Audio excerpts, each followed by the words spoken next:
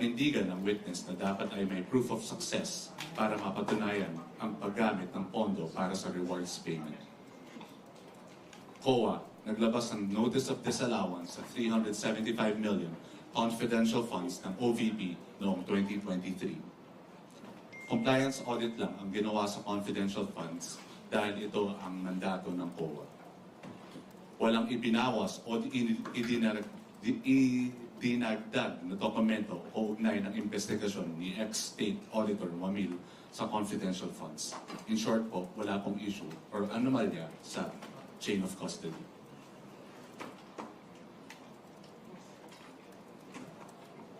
Confidential funds hindi pwedeng gamitin sa personal activities ng Vice Presidente. Mga aktibidad ng OVP na iprinisenta ng Defense labas sa dapat na utilization period ng confidential funds. At huli, muling nanindigan ng witness na non-compliant at kulang sa proof of success ang liquidation ng confidential funds ng Vice Presidente. That's all for the highlights for today. Maraming salamat po. Maraming salamat, Attorney Hes. At hintayin lang po natin, we will pause for a brief moment para makapag-settle down po yung ating mga panauhin ngayong hapon sa pagpapatuloy ng press briefing ng House Panel of Prosecution.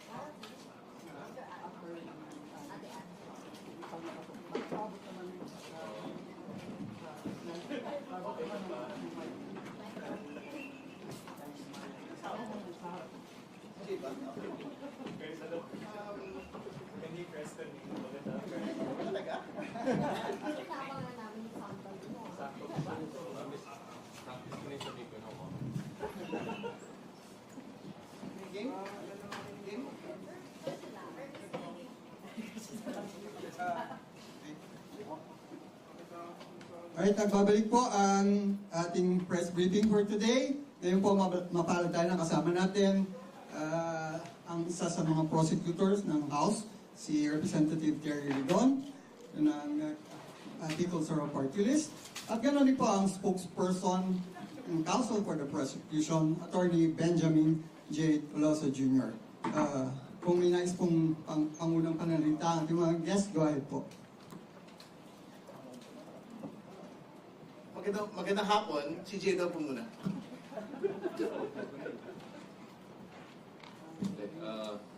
Good afternoon everyone and thanks for joining us again. Okay, so paliwanag muna namin their understanding, ano ba yung dun sa sub-judice rule, no? Since I know you want to discuss that again. So maliwanag dun sa under sa rules, no, na impeachment proceedings. The parties, huwag natin kalimutan, kasama parties dyan. The parties, the councils, and the senators, may not give comments or disclosures pertaining to the merits of the case. So, but may recognized exceptions dyan under the applicable jurisprudence, which is yung doctrine of fair and accurate reporting. Meaning, kapag napag-usapan naman na yan, sa loob ng paglilitis, lalo na dito sa kaso na to, it could be watched live by the entire country. So, pag nasabi niya ng isang testigo sa paglilitis, outside the proceedings itself, that is not covered by the sub-judice rule anymore. No? As long as it's fair and accurate reporting of what was said. So, that's why you would note, as much as possible, we endeavor to follow that rule whenever we respond to questions. That's why, laging paulit-ulit, pag may tanong, binabalik namin, ito yung sinabi ng witness, no? Ito yung naging sagot, ito yung sinabi ng opening statement, no? Or sometimes we refer to what was discussed, no, in our position, articles of impeachment, etc. Dahil nga yan, on record na yan, it's already publicly available, so it's an exemption to the rule. So, just to refresh ourselves, ano yung sub judice rule. With respect naman dun sa testimony ni Ms. Silene Del Campo, no, tingin namin ang mga mahalaga na nabanggit niya dyan, no, ay yung pinaliwanag niya ng mabuti ulit, no, kung ano yung proseso. At sa tingin namin, no, nasagot naman niya, nakapagbigay siya ng kaliwanagan dun sa mga naging katanungan na binato sa kanya, not just on cross-examination, no, and even on clarificatory questions, no, ng mga senator judges. Marami tayong topics, no, na na-cover kanina, but ang isa sa mga importanteng bagay na narinig natin sa kanya, no, sabi nga niya, hindi ibig sabihin ng linabel ang isang action as confidential. The COA would already treat that particular activity as confidential. No? They could make their own determination para tignan nila kung yung activity na yan ay pumapasok ba talaga dun sa allowable confidential activities under the joint circular. No? Dahil ang punto dito na kailangan natin tignan, itong mga pampublikong pondo na to, supposedly, ang purpose nila, no, these are confidential funds. So pwede lang silang gamitin dun sa exclusive list of confidential activities under the joint circular. So, ang kailangan tuntunin dito is yung sinabi nila na mga rason, no, kung saan ginamit tong pera na to, na patunayan ba nila yan dun sa liquidation.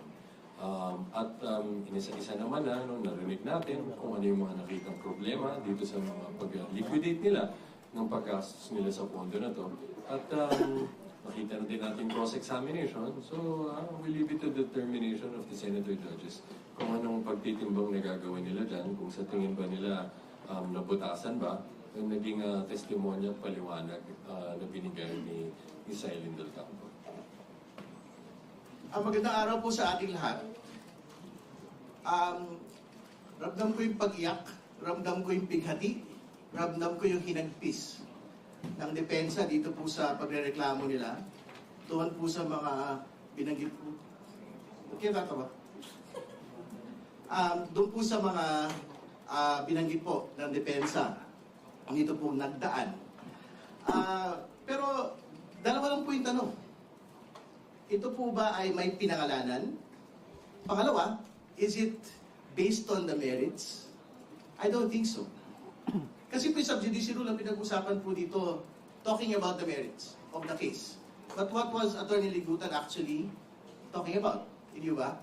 He was basically stating a principle of law on misleading questions. Hindi ba? So, kung naiyak ko yung depensa, kawawa naman sila. Hindi ba? But it is not within the sub-judice rule. So, I think it is out of place. Dapat itabi ng pong presiding officer ito pong pag-iyak ng depensa dito po sa bagay po na ito. But, again, we will respect the determination and decision of the Senate Impeachment Court on yung pong mga allowable utterances and statements of the parties. But it is very important to set clear. Mahalaga po sa publiko na maunawaan po yung aktual na detalye nung pong araw-araw, oras-oras, linggo-linggo po na itinatakbo po ng paglilitis po ito. Wala po sa loob ng paglilitis mismo yung nagbibigay po ng paglilinaw doon po sa bakit mahalaga sa tao yung pong paglilitis. Bakit mahalaga yung pirasong ebidensya doon po sa ordinaryong Pilipino.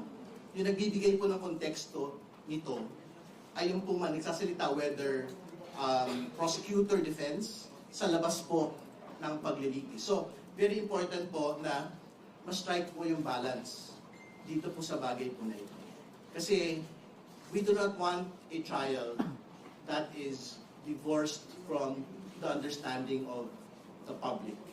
Very important po na masapul po ng mga kababayan po natin bakit mahalaga yung usapin ng pananagutan, bakit mahalaga na pag-usapan yung bawat piraso ng ebidensya.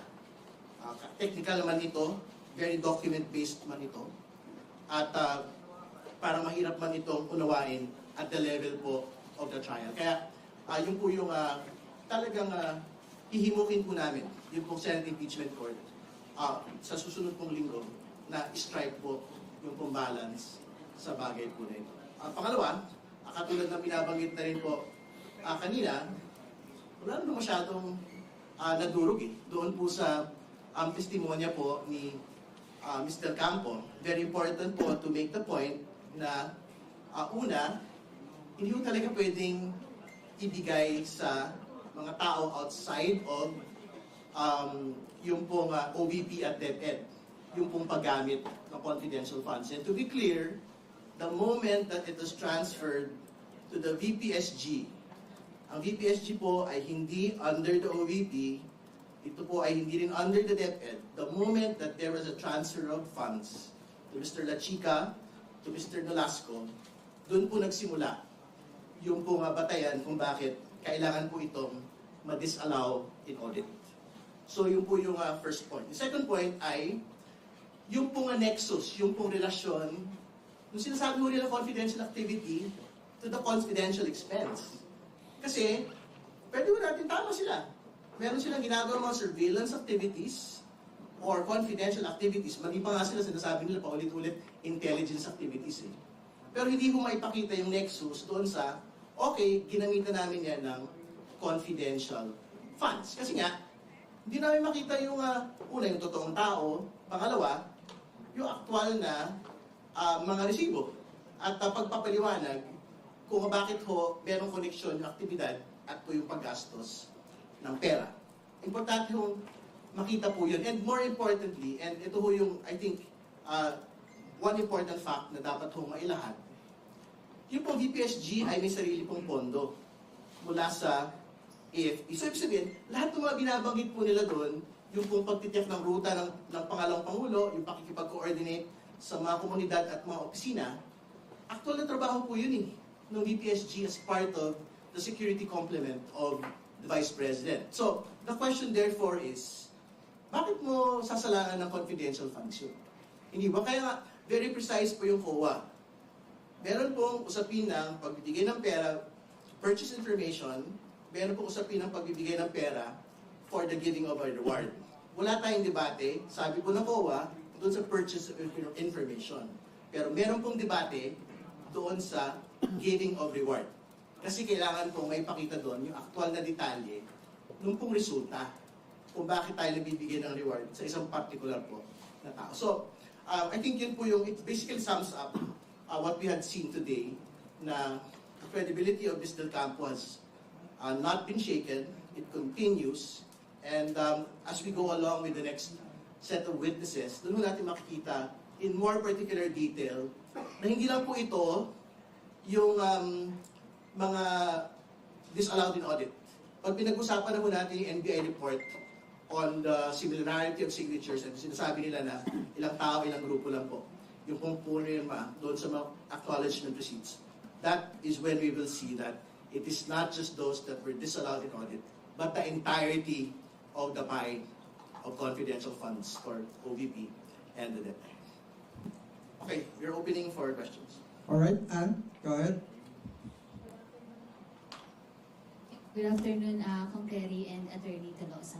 Sir, how would you describe today's trial na itinuturing ng ilan na naging feisty kasunod ng naging argumento ni Attorney Kapuyan at Attorney Christine Ferrer, kung saan nag-intervene pa nga si presiding officer at nananawagan na itemper ang mga salita amid the generational divide sa dalawa? Well, una, hindi naman yan uncommon yan dahil nga talaga dun sa nature ng ganitong klase. They are adversarial proceedings, no? Dahil merong ibang magkaiba, no, na pinaglalaban na punto ng dalawang panig. So, hindi naman ibig sabihin niya na nag-aaway talaga. But that's really normal, no? But siguro makita naman natin, no, yung sabi nga ni Attorney Capuna, nung simula, pinipilit niya, no, na maging more patient, no? But nadala na din siguro yung fact na sinabi naman niya, no, dahil nga dun sa naging actions din nung defense na pagdating dun sa for example, yung magmula dun sa pre-trial, they've been adamantly refusing yung request to just compare documents hanggang nagkaroon na nga ng kautusan galing sa presiding officer, no, na hindi pa rin ginawa. So, syempre, those things add up. But end of the day, it's really nothing that's out of the ordinary. Nangyayari naman ho talaga yung mga ganong sagutan minsan. Siguro, bago sa follow-up nun, gusto ko lang linawin yung, siyempre, they were complaining really about yung pong exchange eh. Particularly doon sa sagot po ni Attorney Ferrer na relating to misleading questions, hindi ba? But, the transcript is very clear. Hindi lang naman ho kami inside the trial, yung pong nakapanood po nun. Everyone else here, and the public itself, was able to see it. Hindi ba? And the transcript is very clear. Never mind if you're on cross. There are limits to cross-examination. Misleading questions are not allowed on cross. That was Attorney Kapunan. And what did Attorney Ferrer say? They are allowed. So, ibig ko po sabihin, wala akong pwedeng sisihin. Yung pong depensa dito, except yung mga sarili po nila, mga kaibigan. Kasi, kung very sharp to the draw, yung pong defense on the conversation and the tit for tat during the trial itself, Ms. Ferrer would know na hindi ho yan yung dapat niyang sinagot nung pong panahon na yun. But Attorney Sison wanted to provide context, then that was the context that she wanted to provide. But again, going back to the transcript itself, the reply of Ms. Ferrer to Attorney Kapunan was, it was allowed, relating to, basically responding to misleading questions. So, everyone was basically understanding na tungkol po doon sa misleading questions po, yung sagot ni Attorney Ferrer. Hindi ba? So, kumbaga, do not gaslight the nation that kasalanan po ni Attorney Ligutan kung bakit ho pumutok sa mukha po ng depensa ito kung bagay na ito. They should have been quick on the draw. They should have clarified that she was answering not the question on misleading statements or misleading questions, but on something else. Dapat ginawa na niya yun noong umpisa pa lang. Sir, you're not buying the explanation of Attorney Sison dun sa korte kanina na it was about the answerable by yes or no. Hindi kayo sold dun sa... No, it was the job of Attorney Ferrer to basically clarify what she was actually replying to. Hindi ba? Pwede naman sinabi yun eh. Di ba? Ano naman ho siya? Sabi niyo nga, feisty ho yung exchange. No? I think she can hold up to Attorney Kapunan. Hindi ba? But she did not make that clarification there and then. Why did she actually have to wait for Attorney Sison to provide the context for the record? Hindi ba? When the exchange was very clear. Hindi po ba? Alright, any follow-up? Last po. Sir, reaction lang po sa naging pahayag ni dating Chief Presidential Counsel Attorney Panelo. Sinabi niya na dapat magpahinga na po si Attorney Kapunan following the argument kanina po. Magpahinga na po si Attorney Kapunan. Ano po yung reaction niya? Actually, si Attorney Panelo yung dapat magpahinga. Hindi ko alam ba't siya nandito araw-araw. More importantly, di ba siya nagsabi, I mean, in the first few weeks of the trial, hindi ba parang he was basically questioning the trial itself. Hindi ba? So why would you actually listen to him today? Na dapat magpahinga si Attorney Kapunan. Hindi ba? Ang dapat magpahinga si Attorney Panelo. Hindi ba? Alright, thanks. Let's recognize now, Marian. Hello. Good afternoon po. Sir, gano'n po kabigat, kaseryoso yung lumabas po kanina doon sa pagtatanong po ng Senator Judges na posible or pinag-aaralan na po ng COA na magsagawa ng fraud audit dito nga sa confidential fund, kung paano ginasta ito, confidential fund si VP Sara, lalo na kung titignan na rin dito yung may criminal intent. Sir, gano'n kabigat, kaseryoso ito? Well, ayaw nating pangunahan kung ano magiging action ng COA dyan. Tulad nung nangyari before, na development with respect to grave threats. No? Na sabi nga natin, kahit nasampa na no, yung kaso ni grave threat sa piskalya, separate proceedings yan ang tinutuntun dyan, yung criminal liability. At iba naman dyan, dito sa impeachment proceedings, nang tinitignan yung fitness to remain in office. No? Pareho din naman yan dyan, dun sa COA, na possible conduct of a fraud audit. But ang mahalaga ay these two matters could proceed independently of each other. No? So, hindi naman nakadepende lang no, kung anong magiging hakbang na gagawin ng COA, no, kung ano din yung magiging takbo ng pagdinig dito, kung anong ebidensya na nailatag na namin at tuloy pa rin namin ilalatag. Sir, how about yung posible po na ma-disallow yung kabuang 612.5 million pesos na confidential funds? Base nga po doon sa pagtatanong ni na Senator Judge Gatchalian, dahil nga raw po doon sa nalaman na ganun yung ginawa, doon sa DepEd, yung conti funds binigay ng SDOs na hindi naman dapat kasi sila yung may mandate doon. I think that's relevant and maganda din na natanong yun para magkaroon ng kaliwanagan. No, bakit iba yung naging treatment dun sa DepEd, use of confidential funds, pati dun sa OVP. No? Maganda yung tanong kanina na sabi nga, kung pareho pala yan, no, na umamin yung mga kani-kanyang mga special disbursement officers nila na inutusan sila ng Vice Presidente na ibigay itong pera nito to third persons, no? Doon kanila Colonel Chica Nolasco. Bakit yung dun sa OVP lang, yun lang ang kabuuan ng buong pondo for confidential funds na disallowed, pinayagan sa DepEd, no? At ang naging sagot ni Zailin kanina ay dahil nung binigay ang pag-amin na yan, na-issue na yung credit notice sa Department of Education. Hindi pa nangyayari yun dun sa OVP, kaya nahabol pa yan. All with respect to the 3 quarters of 2023, no? So, but sabi nga niya, dahil sa ganyang klaseng development, tinitignan din nila, pinag-aaral nila kung tama bang i-reopen ito. No? Pati ibig sabihin, pati yung dun sa DepEd. Gano'n po kalakas, kumbaga, para po sa inyo sa prosecution na puntos, kumbaga, itong mga lumabas ngayong araw? Well, again, we'll leave that determination to the impeachment court. But ang mahalaga sa amin is napaliwanag ng testigo kung ano ang significance niya. No? I'll again redirect us to the statement of the witness about this. Ang sabi niya, naging cause ito ng issuance of notes of disallowance dahil para sa kanila, naging clear indication na yan ng irregularity. Bakit daw? Because it's direct violation of the prohibition, no, under the joint circular, which is that the SDO cannot transfer this funds to another person. At pinaliwanag niya na mabuti yan. Sinasabi nga niya, bakit yun mahalaga?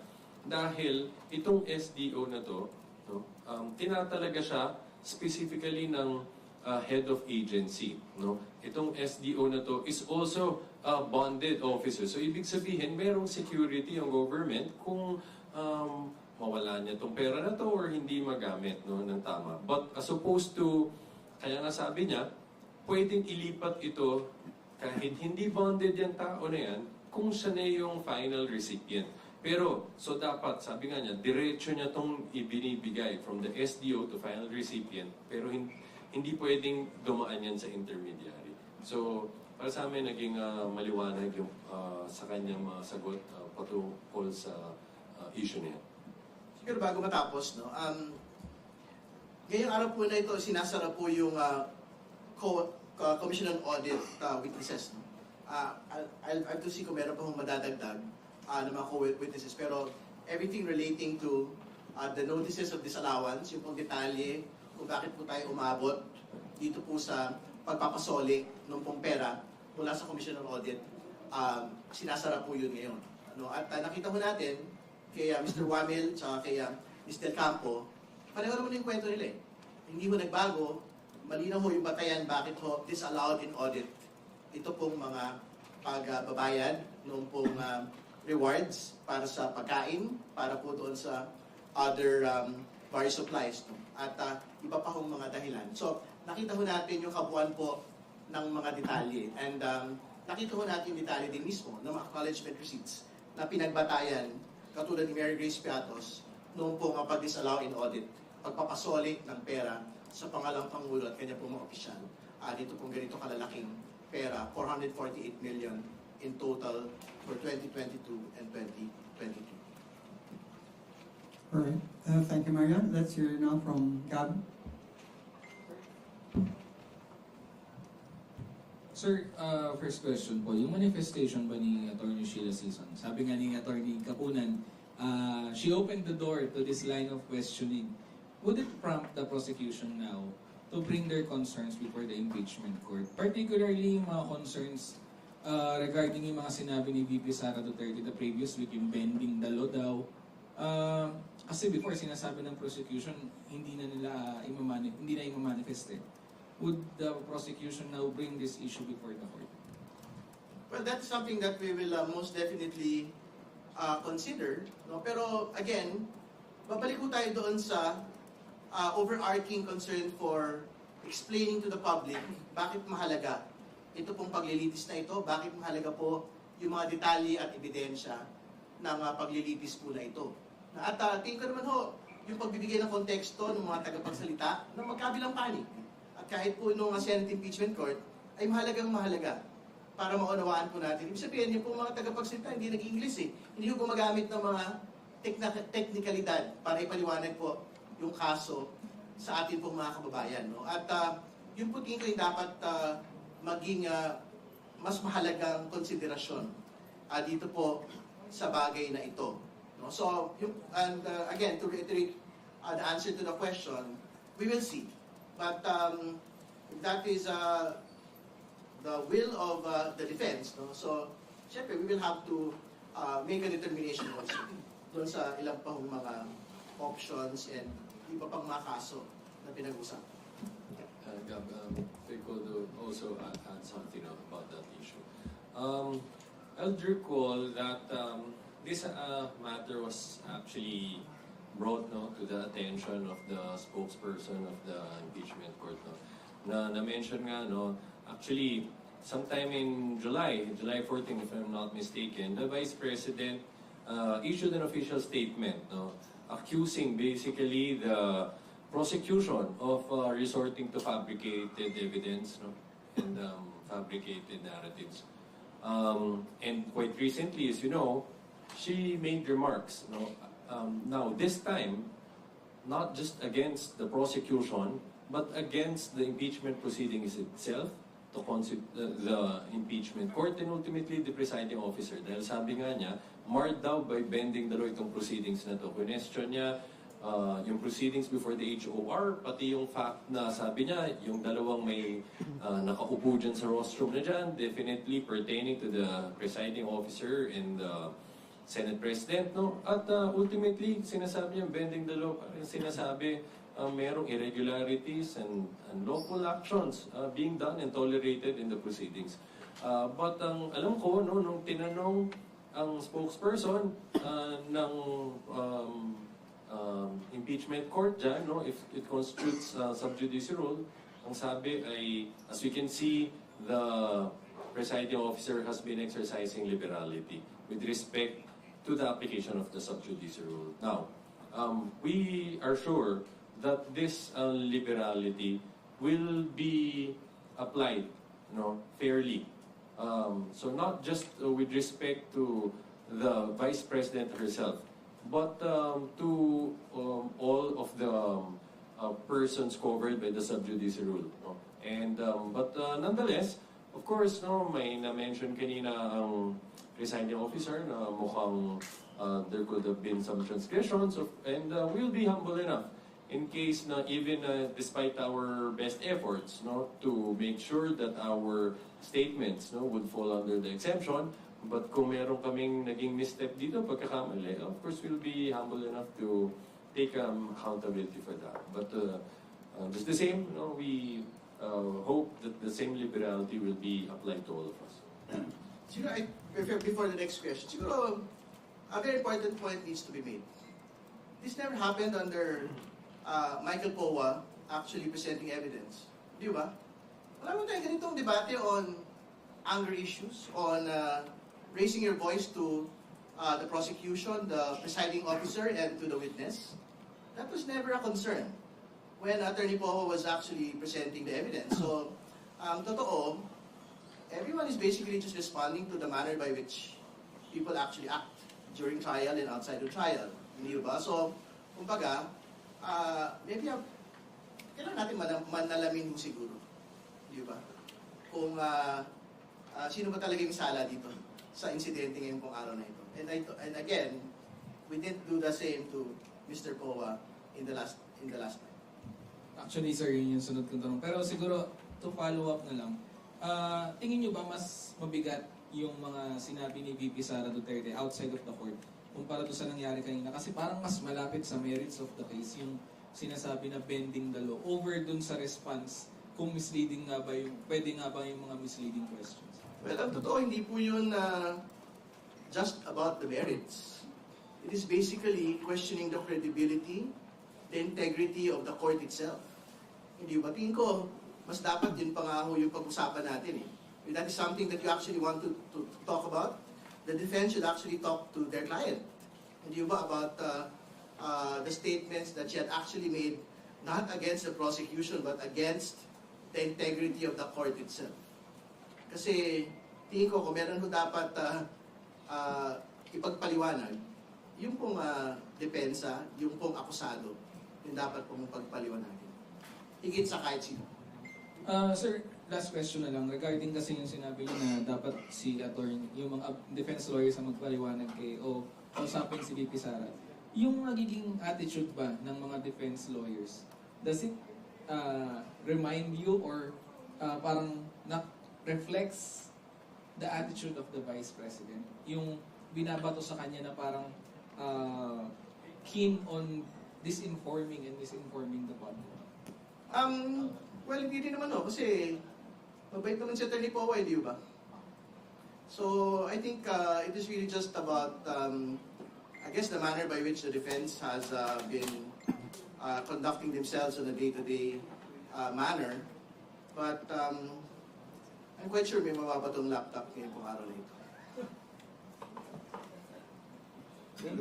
Just to add to that, Gabla, I'm sure, 100% sure that none of us have said anything that is closely, that is anywhere, that is even remotely close to how alarming and concerning the statements of the VP, have been. Again, these are, we saw the progression in her attacks, from the attacks against the prosecution, now it's attack against the integrity of these proceedings itself. That is very, very dangerous. No? Why? Dahil meron tong intention, o meron itong possibility or potential, na mapaniwala ang mga tao na hindi dapat mapagkatiwalaan itong proceedings na to at kung anumang paghusga na gagawin ng ibibigay ng mga senator judges, lalo na kung ito ay maging hindi favorable sa kanya. This could be brushed aside by people who believe her and rejected by the people, thinking kasi nga marred by irregularities, dahil daw napakadami daw bending daw na nangyari dito. So tama na dapat yung mga bagay ng pagtuunan din ng pansin. Alright, thank you. Let's give way now to Ma'am Milky. Good afternoon, Attorney Tolosa, Kong Terry. Going back to the issue ng demeanor inside the impeachment court. Paliwanag ka sa amin, sir, posting sa SOCMED, may pagbabawal ba talaga sa ganitong uri ng expressing your own opinion sa social media? Kasi ito yung naging issue or topic kanina ng paalala ng presiding judge, Senator Chis Escudero. Normal na bawal dyan is when you attack the integrity of the proceedings in the court. Reasonable criticisms are allowed, but baseless attacks against the credibility of the institution itself, of course, is not allowed. And of course, disrespectful actions and words against the other parties and other councils are unethical and also not allowed. But with respect, dun sa naging post kanina, no, I think nagkaroon siya ng paalala lang. Ang sinabi lang naman niya doon, dahil alam naman natin, napakadaming nakasubaybay dito sa proceedings na to. No, pati kasama na dyan, no, mga new lawyers or aspiring lawyers, mga law students. No, alam natin, nakikita natin dito sa social media, sinasabi nga na sinusubaybayan nila to at madami silang natututunan dito. So, I guess as a professor, he just wanted to make sure, remind everyone, this is a basic evidentiary rule, no, na cross-exam, misleading questions are never allowed. Direct or cross-examinations never allowed. And it was just a reminder. No? So I think it was not meant to disrespect anyone. And again, babalik ko tayo doon sa yung factual circumstances po kanina. Ano ba yung sinabi ni Attorney Ligutan? Again, merits po ba yun? Basically talking about details of the case and telling the public to believe a particular position. Meron ba siyang pinangalanan dito po sa kanya pong Facebook post?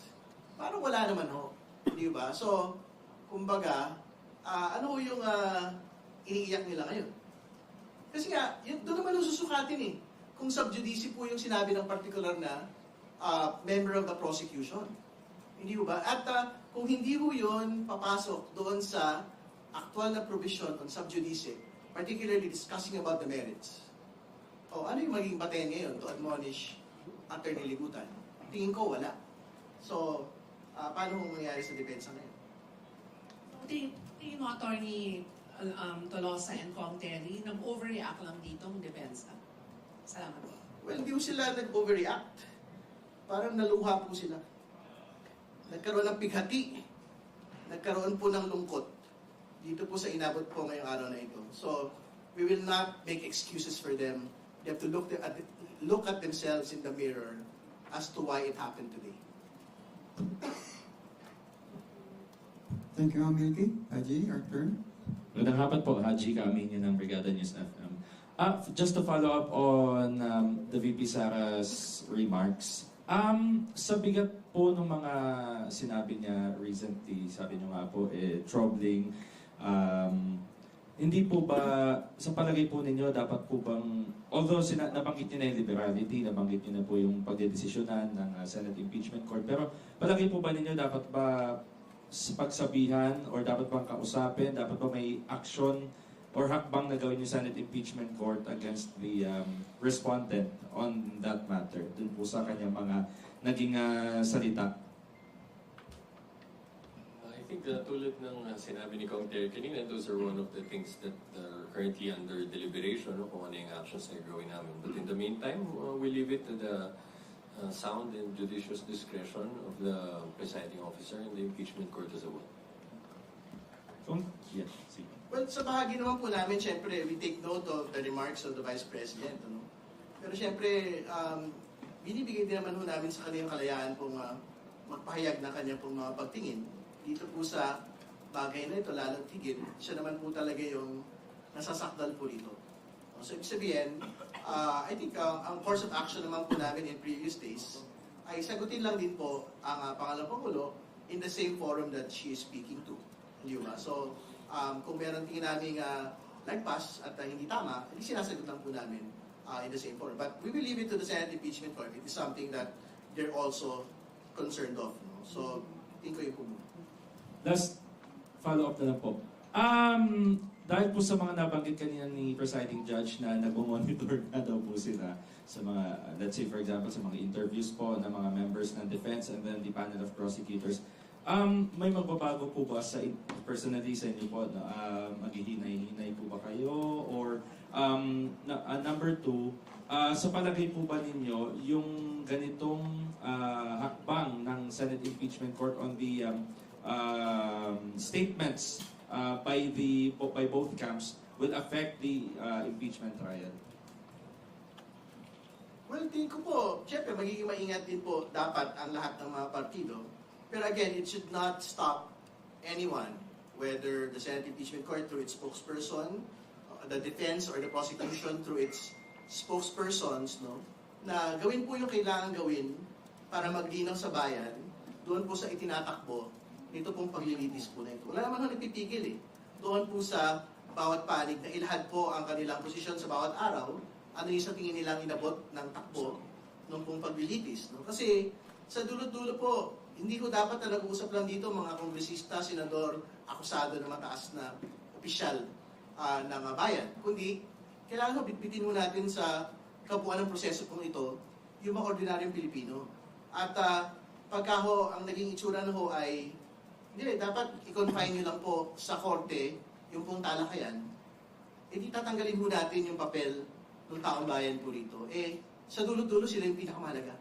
Hindi ho pwede na, di ba, may debate na nga ho dun sa sinasabi over lawyerly, over judicialization of the impeachment process. Hindi ho ba? Pagka ho nagkaroon ng tunguhin na gawin ho mas mahigpit yung pong pagpapaliwanag sa publiko, tingin ko what will be defeated will be the public interest, nothing else. Tulad na nga sabi namin kanina, talagang lagi naman ho tayong nag-iingat sa mga statements natin, no? Sa mga tugon, sa mga questions ng media, no? Para siguraduhin natin hindi natin malabag itong sub judice rule. But of course, dahil sa ganong klaseng remarks, no, ng presiding officer, lalo nating pag-iigihan, no? At para masigurado natin hindi tayo makalabag sa patakaran na yan. But just the same, tulad ng sabi ni Kong Terry, napaka-importante din kasi ng trabaho na ginagawa natin, which is to make sure that we'll be able to communicate to the public and let them know about what's really happening inside the courtroom, what are the important developments in these proceedings. Lalong-lalo na, we need to combat, kitang-kita naman natin, no, yung serious and widespread disinformation and misinformation campaign. So, hindi, of course, no, again, mas mag-iingat tayo, but kailangan nating ituloy, no, yung trabaho natin to reach out to sa mga kababayan natin, no, para mabigyan natin sila ng tama at accurate na information. Thank you, Haji. Let's now listen to Leonesca. Good afternoon po.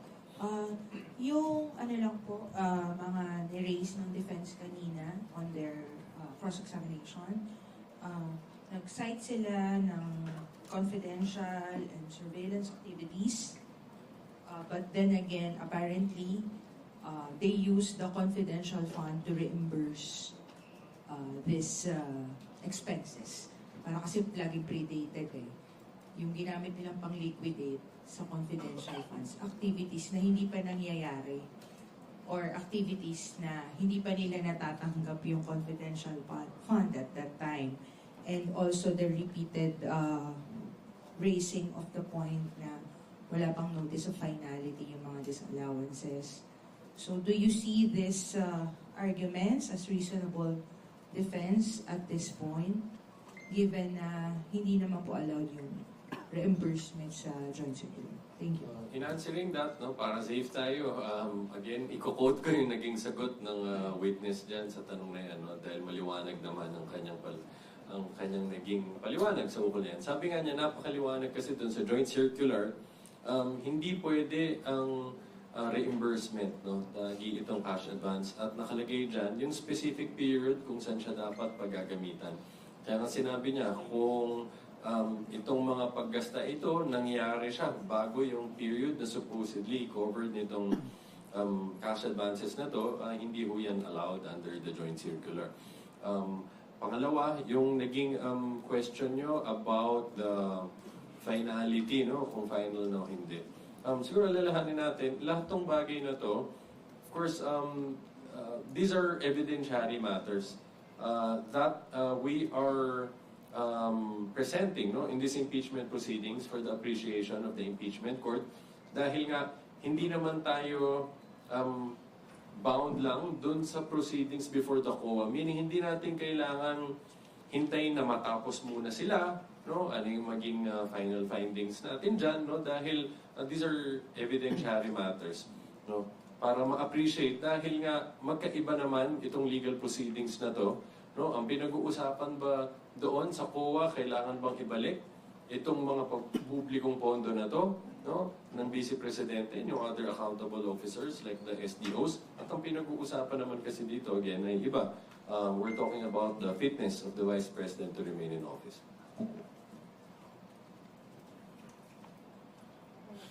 Thank you. Alright, any other questions? Kung wala na, maybe we can give our spokesperson the last word. Ano ma-expect nila this coming week? Kita na lang po tayo sa Lunes. Masyado na marami ang nangyari yung araw po na ito para mag-closing statement. Maraming salamat. Magandang araw. Alright, maraming salamat po. Thank you. Congressman Ridon and Attorney Tolosa. Salamat din sa ating mga kaibigan sa media, sa ating mga kababayan na sumusubaybay.